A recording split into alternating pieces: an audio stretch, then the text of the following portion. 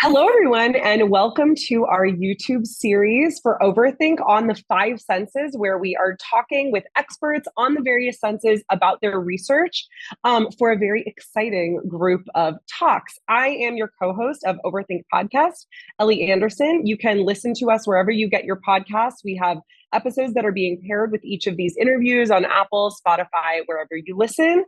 David, over to you to introduce yourself and our guest for today.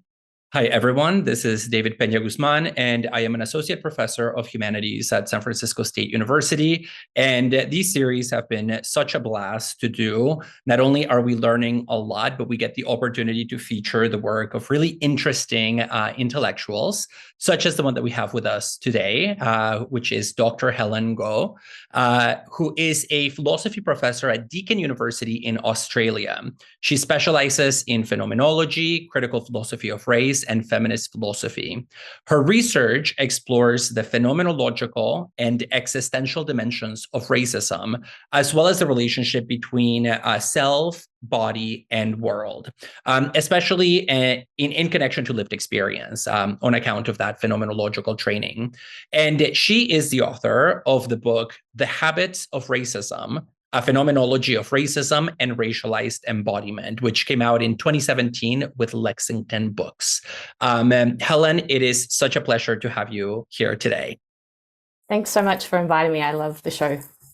Well, thank you. And we're huge fans of your work and of you. And so it is such a delight. It is, in fact, a time where I am joining. I'm sorry for my vertical screen viewers. I am joining from a hotel room because I'm on vacation at the moment. And I think David is the same, but we were so eager to speak with Dr. Ngo about your work that we really wanted to have this interview happen no matter the circumstances. So thanks, viewers, for bearing with this, my vertical, appearance joining you from my phone on Zoom.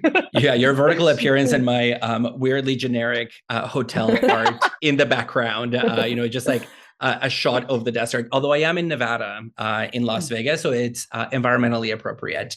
Anyways, I want to just get us going here because there is a lot to talk about in connection to phenomenology, racism, and the lived body. And of course, Helen, you are the expert on this. And you work at the intersection of the phenomenology of perception and racism.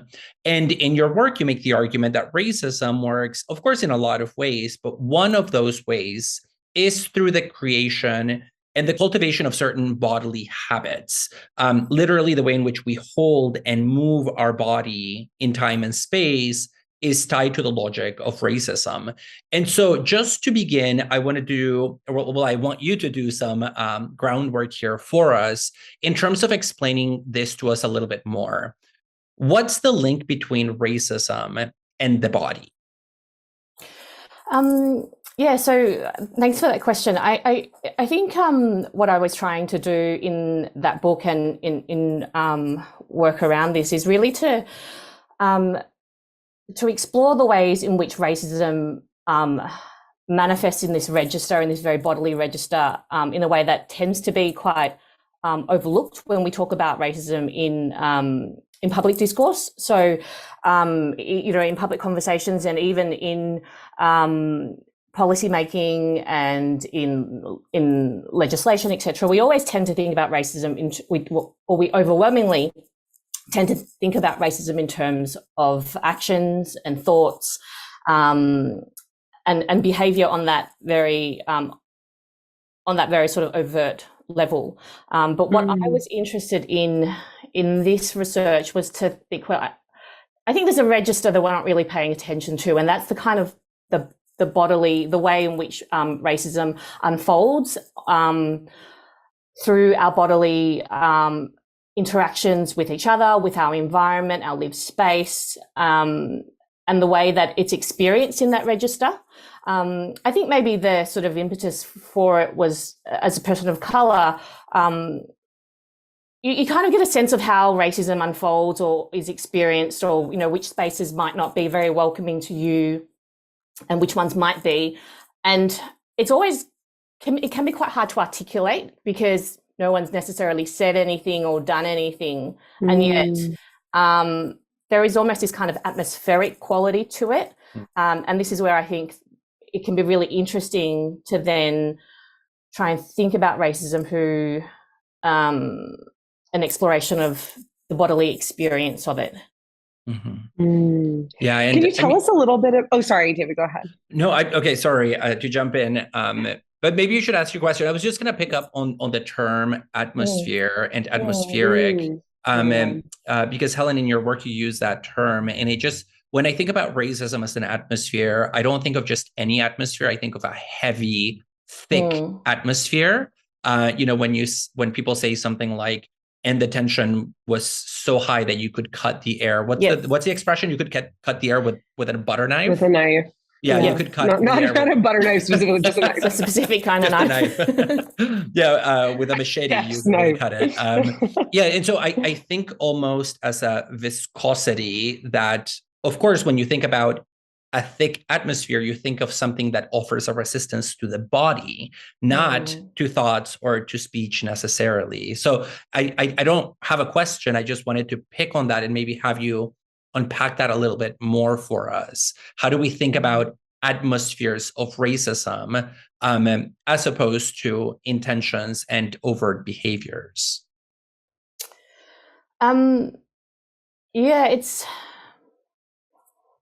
It's an interesting question. It's funnily enough, I don't think I do use the term atmosphere very much in my work, but I think it's sort of certainly implied. Just what you were saying there, David, made me think a lot about how, I'm sure we'll get to this when we talk about our racialized perceptions and the way in which racialized bodies tend to be perceived as very sort of overloaded or laden with all these qualities that we don't tend to ascribe to white people and our perception of whiteness. I think there's something similar going on, that sense of viscosity as you described it. And I was just coming across a passage by Fanon when he talks about the density of Black consciousness, and I think we can kind of juxtapose that with the sense of lightness or kind of even supposed neutrality that we tend to associate with whiteness. I guess that's just to kind of to point to other motifs that kind of track onto the one that you mentioned, David. Yeah, and I think about the way that in novels, for instance, if there's a white character, you'll read physical cues, perhaps about their hair color or about their height, but there won't necessarily be an explicit marker of their race. But if you're reading about a character of color, in most novels, I think novelists especially lately have been really attending to this, maybe in the past 20 or so years. But historically, when writers are writing about characters of color, especially white writers, there will be markers of other characters' races, designations of like the color of their skin, often comparisons to something like chocolate or something like that. And I think that's one way we kind of see the invisibility of whiteness. And another way might be in what Shannon Sullivan, another philosopher that I think has influenced all three of us, talks about as ontological expansiveness, the way that whiteness just kind of expands into a space in an invisible way. I think that's been a really helpful way for me to think about this kind of nature of whiteness as invisible that I experience often in my everyday life. And I wanted to think about, in relation to your first question, the place where my mind was going in terms of your really fascinating response there was about examples of what you were describing there, examples of the way that racialization is felt in the body. I know you use a good deal of examples in your book, and so maybe you could offer one or two for our listeners about what racialization in an embodied sense is like. Sure. Can I just circle back maybe to what you mentioned before, just when you were talking about books, because it actually really struck a chord with me. So I have 3 young children, and so therefore the last few years has involved consuming a lot more like children's books and children's TV shows than I otherwise have until then. And it's just striking to me how it's everywhere. You see in books and TV shows exactly what you describe, Ellie, the way in which white characters very often are not just foregrounded, but they are described in very often very active agential kind of terms, but then also there's always this kind of fine-grained nuance. They're complex characters, they are individuated in that sense, whereas characters of color are not. And I just even brought to mind, it's so insidious that there's this book, I think it's an Australian book called Where is the Green Sheep? And it's just, it's got this really nice rhythm to it. And every page it goes, where is the green sheep? Is that the green sheep? No, it's the sheep who's doing a headstand. No, that's the red sheep, that, et cetera, et cetera. And what was striking to me was that every sheep that was a color, not white or not off-white, was the red sheep, the green sheep, the black sheep. But every sheep that was white was the sheep doing a handstand, or the sheep doing something, individuated in that sense. And it was just, sorry to go a bit off topic, but it was just it was just really striking to me how that it's so insidious. And it's really, on some level you might think, we might think nothing of it, or maybe this is academic, too much of it. But I think there's something really instructive there about how we race, and how our habits of racialized perception are such that when we see non-white people or sheep, that's sort of the thing that is foregrounded as against the individuated white characters. Just to throw that in there. Such a good example. Yeah. To go back to your question, I think you were asking about the ways.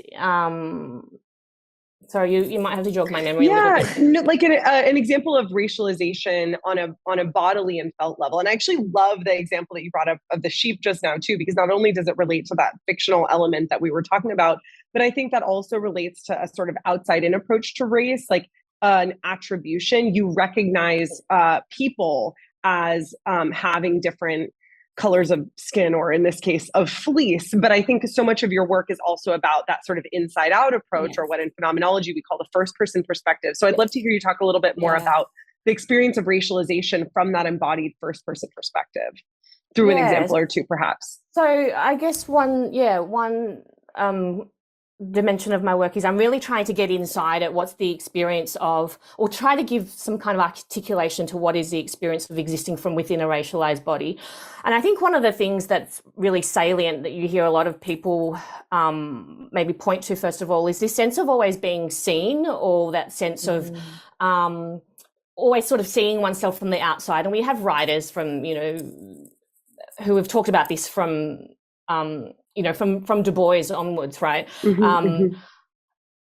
That sense of visibility that in public space or in discourse, but you feel it. So in the book, I give examples from my own life where, say, I'm walking down a street and I kind of doing nothing in particular, and will just kind of get accosted and have someone yell, "Hey, China," or someone like make up, I don't know, just kind of from nowhere, like talking about going to the markets. I think going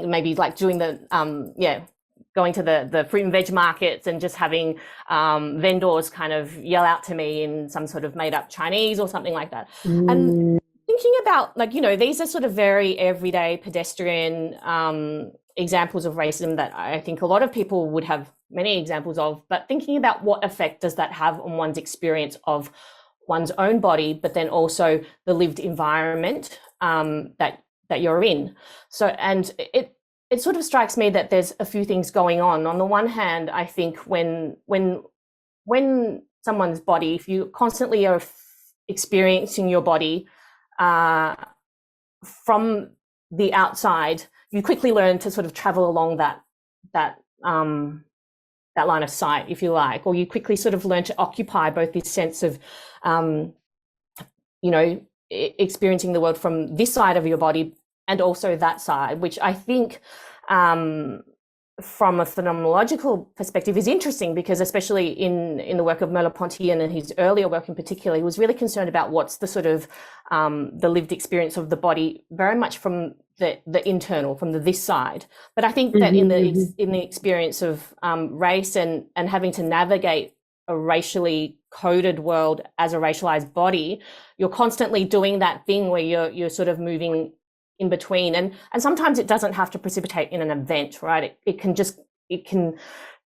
be as sort of subtle as anticipating that maybe this is how you'll be perceived, and sort of modulating your own behaviors and your comportment accordingly. It can be sort of as subtle as that. Yeah, that modulation, I think, is a really interesting thing. Like that's an interesting sort of way of thinking about it too, in terms of the fact that it's not even necessarily that the impression that you're having on somebody, but sort of trying to imagine what it might be. And I think this also connects in a way to some of your work on perception, although I've just mentioned sort of a facet of imagination that your response just made me think about. But I want to hear a little bit more. You mentioned Merleau-Ponty, about the habits of perception that you really draw attention to in your work, because habit, and when I think about habit and race, I think about your work, Helen. And so, that's so sweet. Yeah. And so I'd love to hear more about that aspect of things too. Because some of the habits that interest you are in connection to racism, are habits of perception, and especially visual perception, which is part of why we wanted to invite you on for this series, and thinking about vision in particular, because for you, what we see and how we see is always already racialized, given the kind of culture that we live in and the kind of history that bears with it. And I think that's a really interesting way of thinking about racism, because some people would say that racism is about behavior rather than perception. And if anything, maybe perception precedes our bodily responses, but is not itself a bodily response or a behavior. And the idea that perception and behavior are much more closely linked in that usual way of thinking about things is very much in the tradition of phenomenology, which you're working out of, in part following Maurice Merleau-Ponty. And you say that this distinction between perception and behavior is really more of a fictitious split than anything, because in reality, visual perception is accomplished, not accompanied by behavior, but rather accomplished through behavior. So tell us a little bit about what you mean by this, and how you're seeing perception and behavior in relation to one another, or perhaps even indistinguishable from one another. Yeah, so I think what I and others working in this tradition are trying to do is to kind of reframe how we understand perception as something that is not only disconnected to our behavior and sort of causally prior, but how perception itself is something that is already quite active, and already quite perception is itself already quite meaningful, right? So we don't perceive, I think, to pick up on something you mentioned earlier, it's not that we just perceive a particular quality and then extrapolate or go on to interpret from that. But working from the phenomenological tradition, we sort of say that something's kind of given to us in a sense, kind of in its whole, right? And so taking that idea and thinking about how does that work in racialized perception, it's not that we see a person and a person of this color. It's already kind of, we sort of, our perception and the habits of perception that we have developed are already embedded in this kind of world of meaning, whereby certain bodies mean something and other bodies don't. And I think what I was trying to do is just to sort of, I suppose, bring to the fore that relationship a bit more, because we tend to think, well, okay, it's not just that someone's perception is racist, it's what they do with it. But again, I think it kind of, that performs a bit of a two-step that can be a bit misleading. For one, the fact that certain people stand out to us or stand out to some particular ways and other people don't, to talk about the invisibility of whiteness or its neutrality, that already itself is a move that I think is very loaded. And here I think it might be useful sometimes it's more useful to talk about the term racialization rather than racism, because racism in a sort of public discourse already means something, and it tends to be associated with those overt sort of, a racial slur or something like that. But racialization, I think, can be an interesting and helpful concept because it talks about the process through which certain bodies become raced and other bodies are not. Whereas if you want to think about it, we're all raced, but just in different ways, right? But I think that process of racialization already points us to how our perception of who has race, that's already this a process that is already embedded within layers of meaning.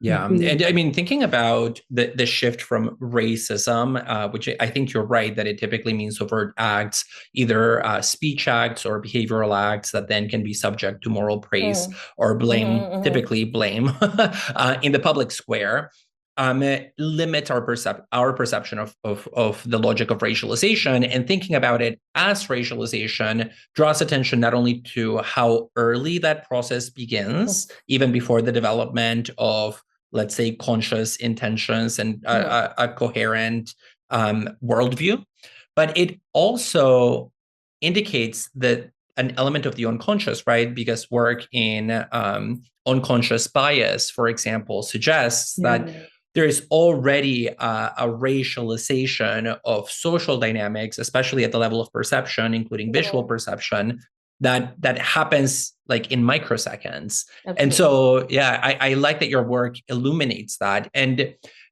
here I want to ask a question of an ethical and a political nature, which is a question about how you view questions of individual responsibility in this context. Because, of course, when we think about racism and racialization, when we think about them in a phenomenological way as the outgrowths of these patterns of habituation that begin from a very early age, that are deeply ingrained, there is an issue here about what comes first, right? The individual or the patterning of habit, and how do we make sense of that chicken and egg dance? Because how can I say this? I mean, I'll just put it as a question. How much responsibility do we as individuals carry for certain patterns of behavior and perception that are so deeply ingrained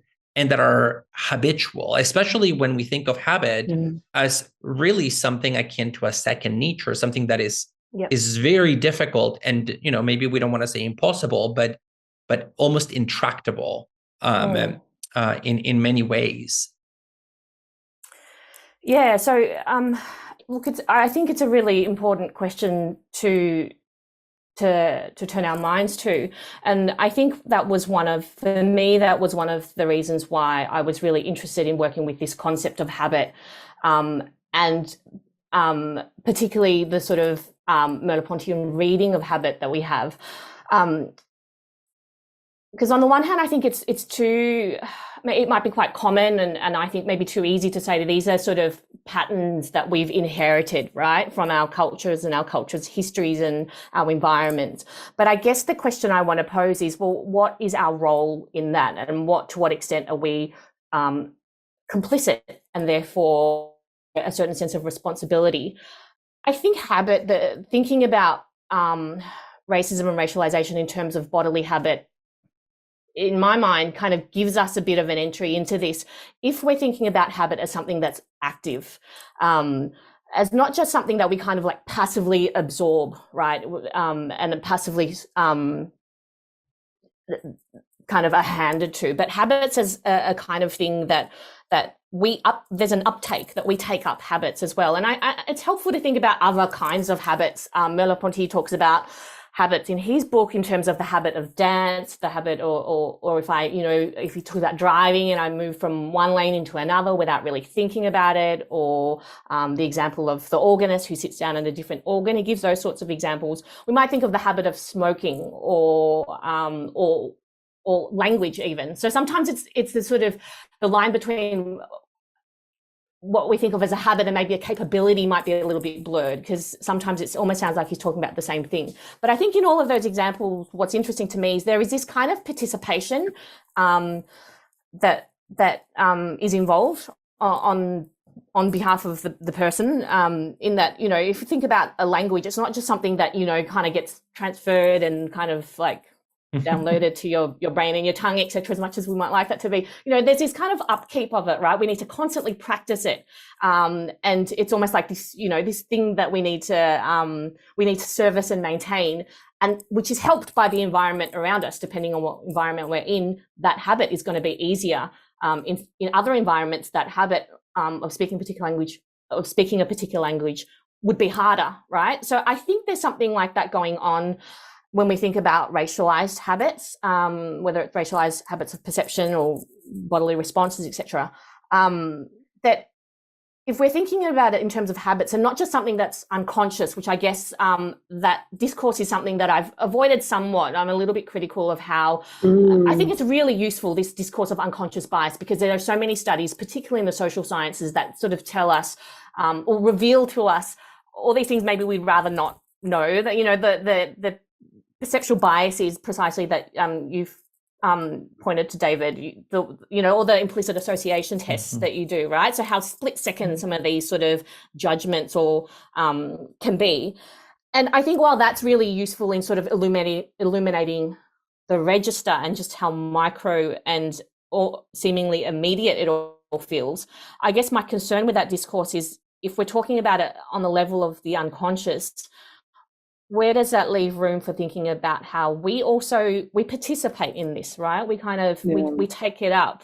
And in doing so, we kind of,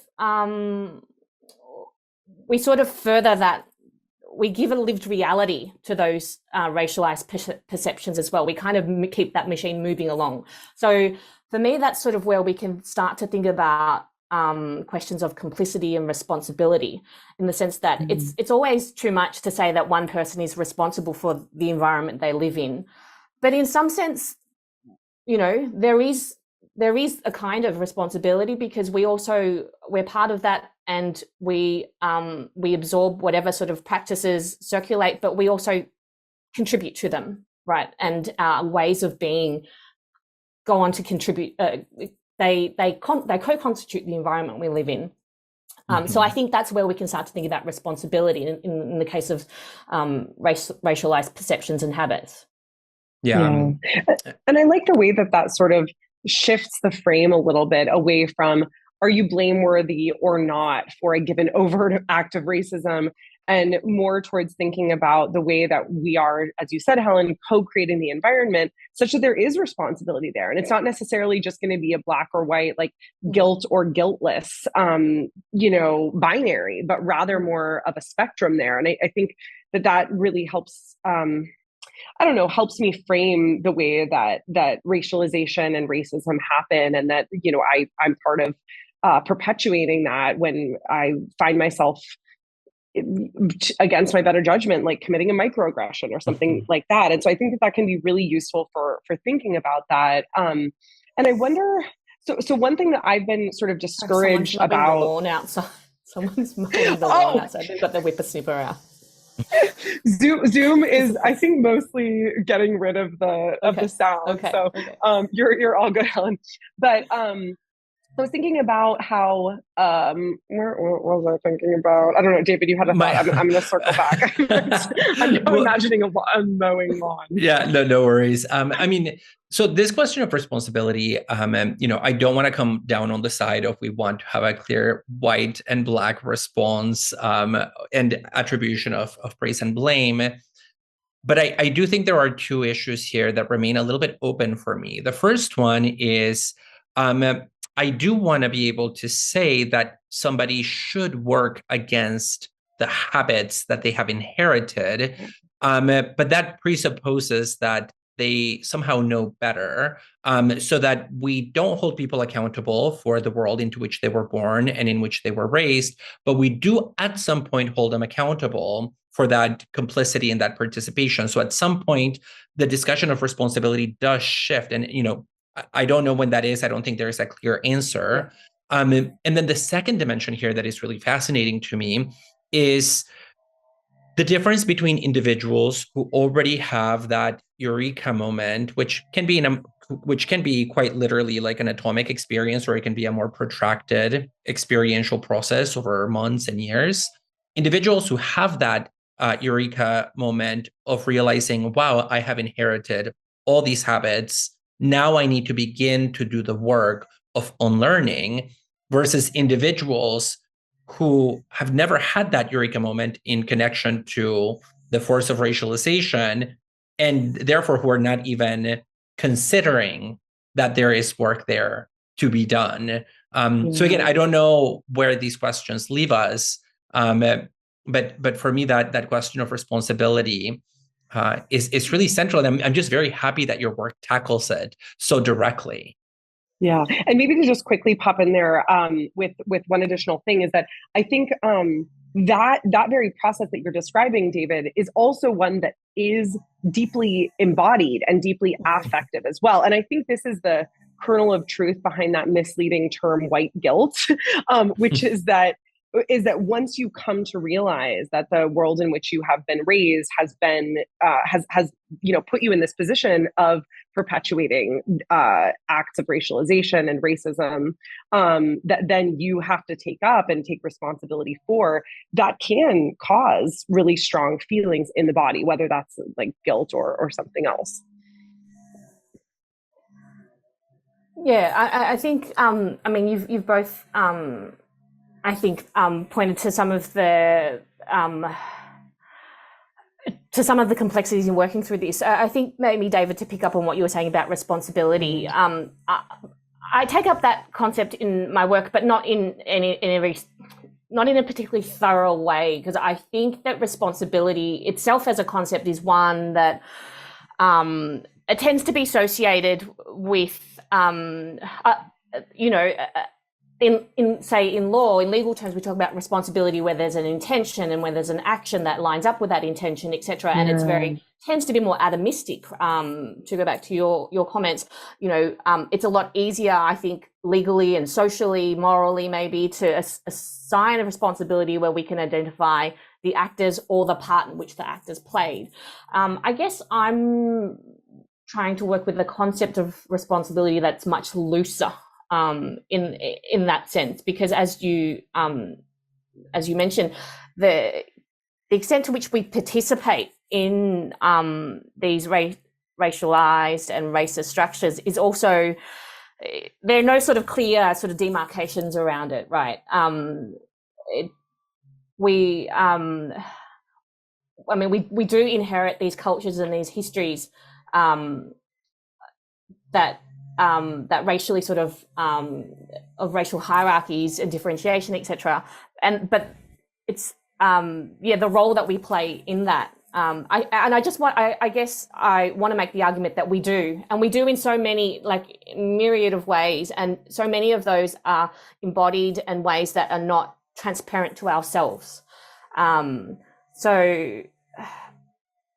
I think that leads us to the question of responsibility, although I think it's not. I don't know how comfortable a term, or how comfortable I am sitting with that term. I guess maybe I don't know if there's another one that might kind of work better.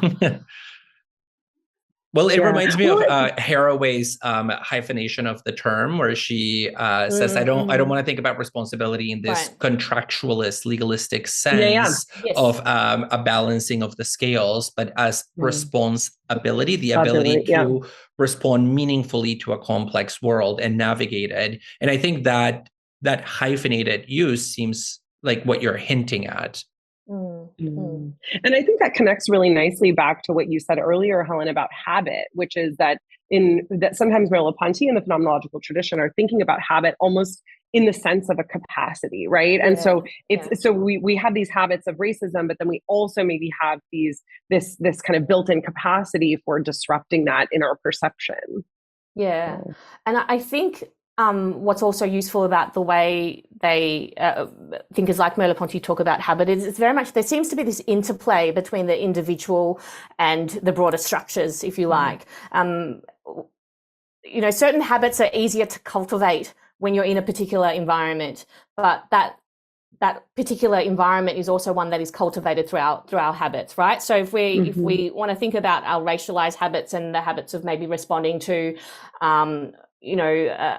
some of the examples that some philosophers have discussed, the veiled Muslim woman, or the black man approach, or in the elevator effect, I think in Yancey's one, and those sort of habitual responses.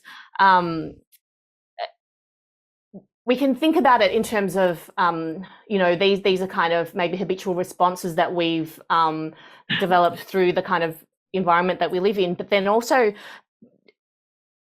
I suppose I want to say the active moment in the developing of those habits. There's something active in that. We don't just kind of learn these things, or rather, we learn, we sort of pick up these habits, and they kind of cohere with the other sort of bodily habits and environments that we have.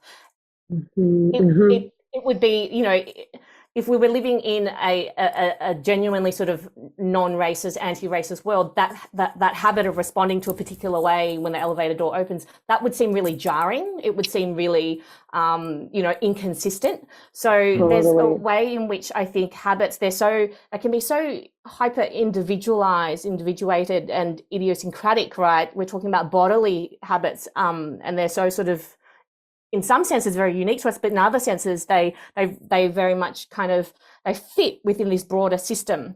And to the extent to which certain habits are ones that we develop, they're also ones that we develop because they cohere with our body schema. They cohere with the way in which we've learned to inhabit our bodies and our space. So I suppose there, I'm also trying to search for the moment where we say, receiving habits, it's not this passive thing, right, that gets transferred to us. We kind of take them up, and we also, even to receive something, when we catch a ball, we kind of make the shape of the ball, right? There's a certain kind of compatibility that there's this that is in play. I love this image of habits almost as rhythms that get entrained into larger rhythms. Creating, and this is one way to think about just the collective dimension here, as many rhythms sort of becoming the term is entrainment, right? They map onto one another, or they link up and sync up, producing a new emergent behavior. Because I think you're right that if those larger patterns of synchronization with the racialization of others wasn't there, it would feel very out of place. Totally. Well, I think we are about at the end of our time. We are so grateful to you for your time, Helen. Yeah. We strongly recommend to our viewers to check out Dr. Ngo's book and her other work as well, and to keep on the lookout for exciting future projects as well. It's just been so fun to have you on. We really are big fans, as we said, and we hope that you all enjoyed this as much as we did. Thanks so much for that. That was really lovely. And it's just getting louder and louder. Perfect timing. We cannot hear it. Yes. Thank you so much. Thanks.